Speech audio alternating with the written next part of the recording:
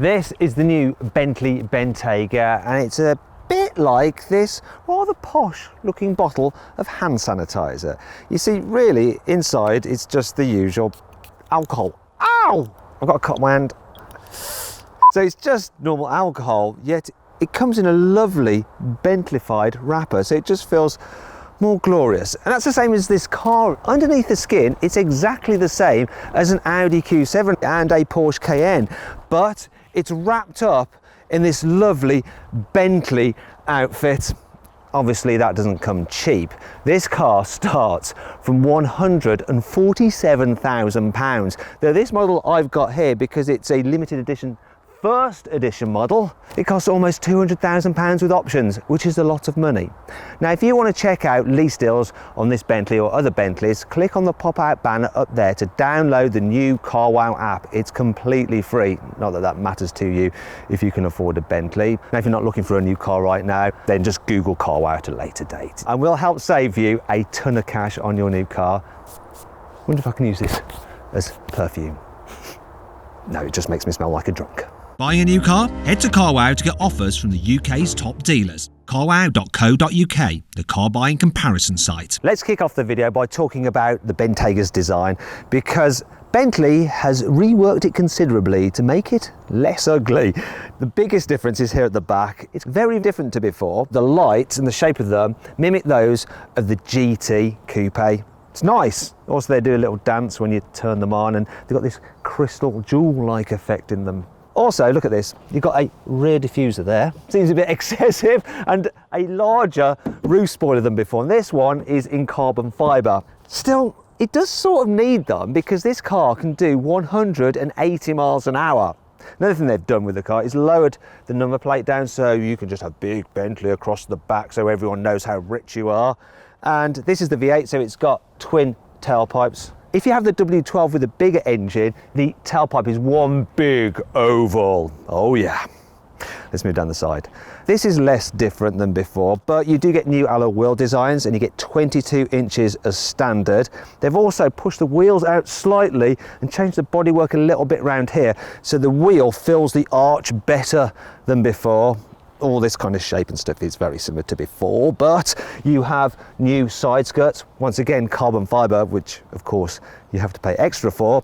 New thing is this, the Bentley air vent on the wing. It's not actually a vent, it's just a lying B rather than a flying B. See what I did there? Now at the front, the changes are more dramatic than down the sides. You've got a new, bigger grille.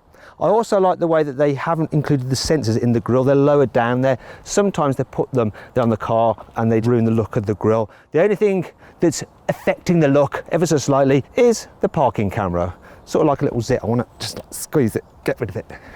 It's not too bad really. One of the big differences though is with the lights. They push them out to the side more, and they're elliptical rather than round. Once again, jingle jangle jewelry effect in your lights, and of course they're full LEDs with the clever technology to blank out the beam when you're on high beam so they don't dazzle other drivers. It's all very imposing, and I think it looks quite a lot better than the previous Bentayga. I mean, that car looked like a bit of a pig. This one, it's more of a rhino. It's still not pretty, but there is a beauty to its brutishness. Anyway, let's have a look inside, because there's vast changes in there as well. Entering a Bentley Bentayga is a little bit like entering a private members club. Oh yeah. They're not that kind, you dirty-minded buggers. It feels really, really exclusive and luxurious in here. The design of the dash is all new. I like it. You get new steering wheel as well. You've also got new seats. There's new doors, well, door cards. Though, while I do like it, there is something slightly efficiently Germanic about it. A little bit Audi-ish. And I've also got Audi stalks here and Audi switches here. But then Audi does own Bentley. Well, actually, Volkswagen owns Audi, which owns Bentley. Fortunately though, there is still plenty and plenty of Bentley bling, so there's shiny bits everywhere. Shiny, shiny, shiny here, shiny there, more shiny for the dual zone climate control here in the front, and shininess there. You've also got shininess there for the new air vents, but you've still got the classic Bentley organ stops to let the air come out. or stop it, and of course a Bentley clock, which I will be removing from the car later and selling on eBay. If you just want to check the listing, it's in the link in the description below the video. There's also lots of really nice quilted stitching, and on the seats you can get upgraded seats, which these are, with special micro piping, which means that you have a smaller seam here for this edge of the seat. Now, I'm not so keen on the name. Micro piping sort of just reminds me of micro penis. Anyway, let's just move quickly on, forget about that. The luxury extends even to the carpets. They're so thick and sumptuous. These are the upgraded ones, and oh yeah, thick matte. Let's carry on. Talking about the infotainment system, all new.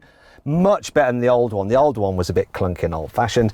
This one is slicker. It's widescreen, it's got good graphics, it's easy to use, shortcut buttons down the side, it's got Apple CarPlay, Android Auto. You can also change the interior mood lighting between a wide variety of colours. Look, you've got all of those to choose from. I like purple. And you've got digital dials as well, which I'm so about. Reason being, I did like the old-fashioned analog dials. They sort of suit Bentleys, but in the Continental GT, you get like analog effect on the dials. You don't hear in the Bentayga, they're just a bit more digitally, though it does mean you've got loads of functionality, so you can look at different views, big screen mapping. It's all fairly easy to use. Speaking of technology, the car gets wireless charging for your mobile phone, and you've got 2 USBs in there, and they're USB-Cs as well, so you better make sure you've got the right cable. Though this moves on to storage, and this central armrest thing is pretty pointless because look, I can't fit my Bentley perfume in there. Look, it's called Rich Pimento.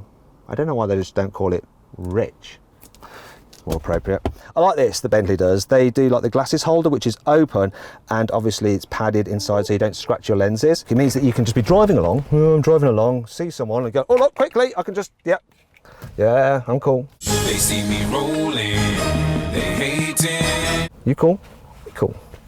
Yeah, it's handy that is, isn't it, to be able to just up the star when you need to.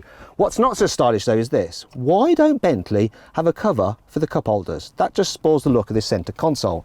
It's a bit annoying. The glove box is a little bit annoying as well because it looks big, but actually you can't fit much in it because then the door won't shut. Can't complain about the door bins though. They can hold a large bottle of water. Maybe I should say that's a magnum of water, or a Jeroboam. Anyway, let's move on to the back seats because this car has seriously improved in the rear. Somehow or other, Bentley has increased the rear knee room.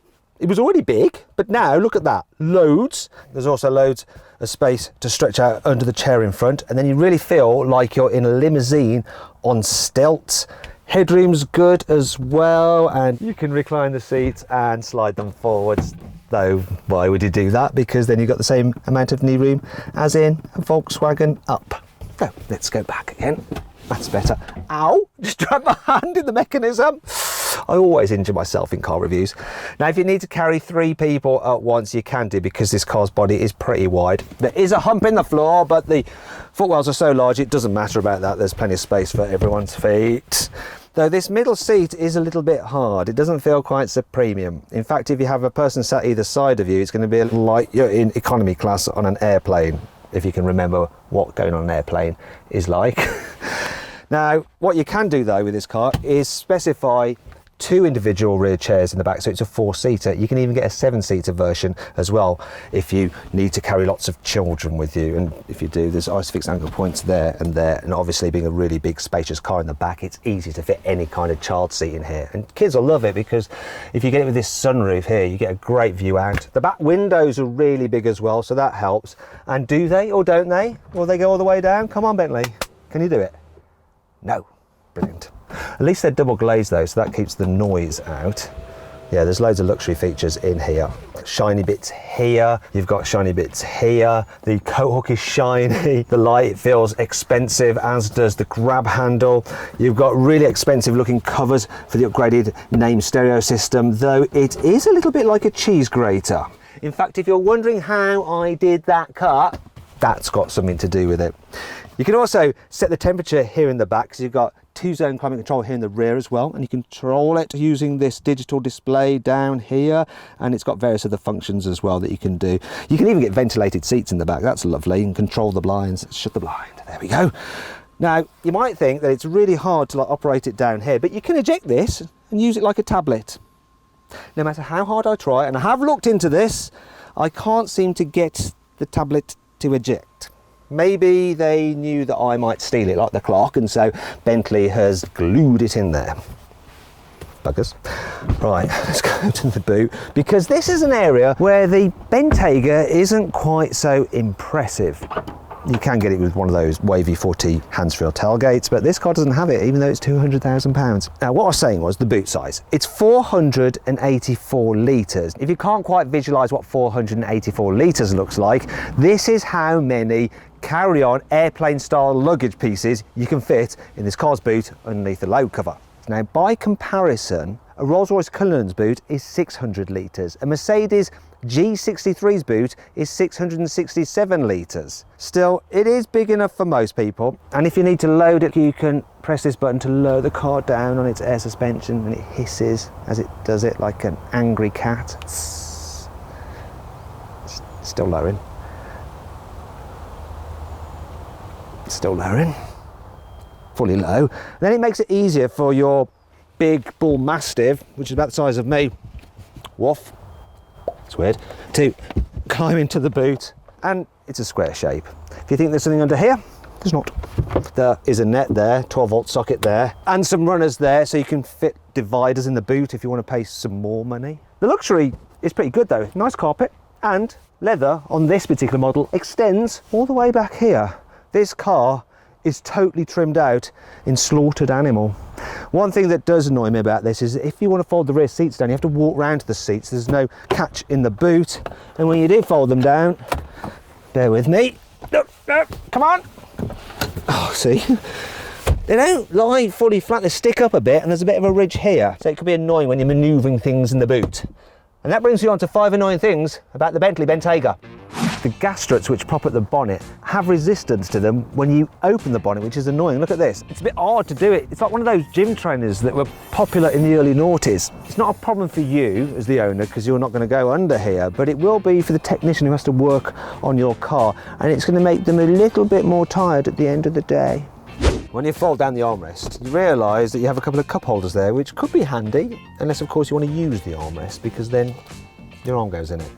I don't know what it is with Bentley and not being bothered to cover their cup holders. You wouldn't have that lack of attention to detail in a Rolls-Royce Cullinan. Speaking of which, if you click on the pop-out banner up there, you can watch my full in-depth video review of that car. Some of the stitching is a little bit wonky. Now, I do accept that this car is hand-built, and that humanness does make it feel less Germanic and more British, but it's still doing my OCD in. The boot's load cover is very posh, but it's also very, very heavy. Fortunately, it's got a handle to help you remove it. Oh, God. Ugh. The only thing is, if you want to fill up your boot now, you've got nowhere to store this because it won't go under there. So you might have to just put it in the boot like that, and then the leatherettes will all get scuffed. While you can control pretty much everything to do with this seat using these controls here, obviously the movement of the seat, the side bolsters, how much they grip you, the amount of lumbar support, and even the massage function, for some reason the headrest is the only bit that's manual. Now in a Mercedes they can figure out how to control that electrically as well. Thankfully, this car has plenty of cool features to help make up for all this. Here's 5. The ventilation system has an ionisation function, and what that does is emit negatively charged particles, and these stick to pollutants and then cause the pollutants to then stick to other surfaces, thereby removing them from the air. The windscreen wipers have 22 little jets in them.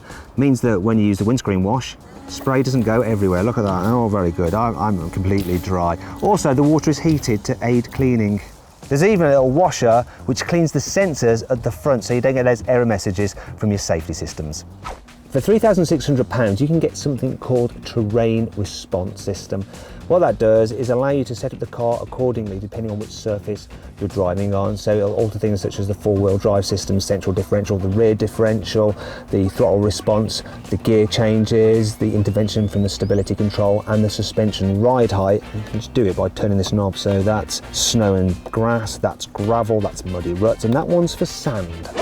You can get the Bentayga with active anti-roll bars. So what they do is hold the wheels firmly together when you're cornering because it stops the car leaning so much. But then if you're going over bumps or off-road, they release so the wheels can move much more freely independently with more travel like that. So is this a dance I'm starting now?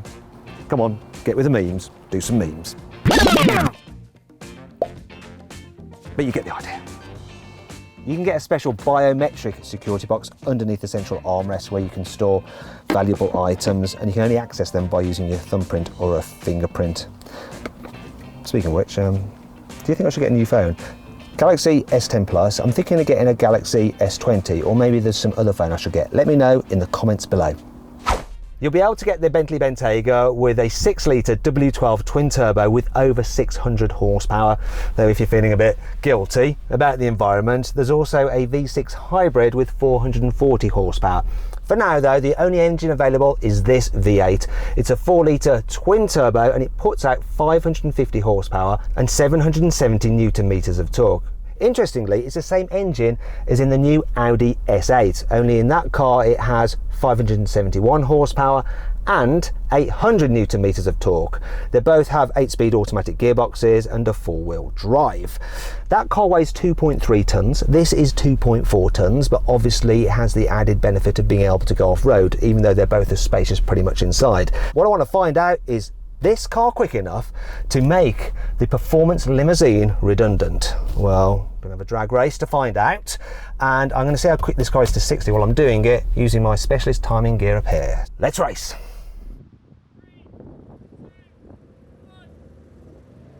Got him off the line, good reaction. Now that Audi's getting ahead. Oh.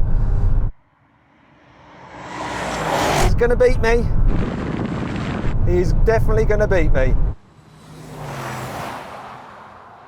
That was quick. Not as quick as an Audi S8, but it still did 0 to 60 in 3.8 seconds, which is quicker than my AMG G63, which took 4.3 seconds. And if you click on the pop-out banner up there, you can go watch my review of that car. But this is nuts. It did 0 to 100 in 9.5 seconds and the standing quarter mile in 12.2 seconds. It's fast. The thing is about this car is that you don't actually drive it quick that often. It makes you just want to chill and relax. In fact, you never feel in a hurry in this car. Now, it's for two reasons really. One is that you just want to spend as long as you possibly can in it because it's absolutely lovely to sit in. The second reason is that, well, it doesn't matter if you're late. You see, if you're rich enough to be able to afford a Bentley Bentayga, then you're probably important enough for people to wait for you. Another thing that I like about it is that when you're just cruising around town, it's just so simple. Yeah, it is a big car, so it's harder to fit through gaps, but you're sitting up high so you can see what's going on. Parking can be a little bit problematic because the rear window isn't that big, but you've got all the technology. You've got your surround view cameras, your sensors, and the car will even park itself for you if you're complete and utter moron. The only problem is finding a space big enough.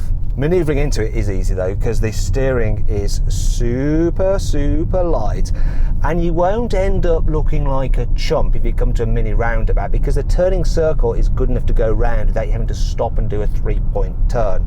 Think more luxury yacht than oil tanker, and you're pretty much there. Another thing I really like is the gearbox. It's just silky smooth. I don't even know there's any gears there, and if they are, they're lubricated by melted butter. It's just glorious. But if you suddenly need to accelerate, you floor the throttle and boom, away you go. Whoa, that's enough. This definitely gets up the speedo pretty blooming quickly. And when you are up to speed, it feels solid, feels safe, feels comfortable. It's so quiet. There is no wind noise. Another thing that's quite impressive is that it's a powerful car. It's a heavy car. Yet if you're gentle, it's not that ruinous in terms of miles per gallon. Well, relatively speaking. I'm getting 23 miles per gallon. It doesn't really matter if you're Bentley owner in terms of the cost. It's more how often you're going to have to pull over to fill up. I'll tell you another thing that takes the strain out of this car, and it's the adaptive cruise control. So let me just make it active, and it'll do that thing, keep me a safe distance from the car in front and automatically steer to keep me in lane, so I don't really have to think about much other than how smug I am. Question is though, what is this car like when it encounters a twisty road? It's going to handle like a hippo, isn't it? Well, actually no, it's more like an ox, but an ox in running shoes. Because for a big car, it stays very flat through the bends and it grips very well thanks to its four-wheel drive system.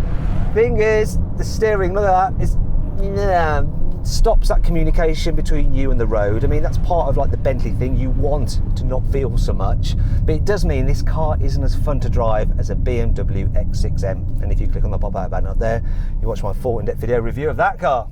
There is one last thing for me to test on the Bentayga, and that's its off-road capability. And I'm going to do a real-life test, something that will equate to how it will be used in the real world. You see, this is the kind of off-roading you're going to be doing if you own a car like this. It's going to get no more extreme than just going up a gravel track through the woods, across your estate, to the entrance of your stately home. Cheerio, old boy.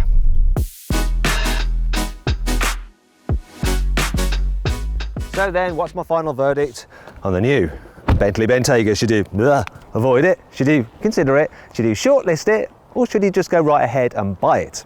Well, I reckon you should avoid it if you can't afford it, but if you can, you should just go right ahead and buy it. The Bentayga was always a great car. It just looked a bit bleh, whereas now it looks buy. I hope you all enjoyed the video. If you did, please give it a thumbs up. Let me know what you think of the car in the comments below. If you're wondering what's going on here, Rory here is on the phone to Bentley, one of their engineers, to find out what's wrong with that little infotainment display. We couldn't get it to work. They don't understand either. I think it might have a bug. Oh, it's all a bit embarrassing, really. Oh well, can't say that we don't test the cars properly. Now, if you want to watch more videos, then just click on the windows over there. Also, if you click over there on the box, you can download that app and you can see how much money we can save you on a new car. Anyway, thanks for watching.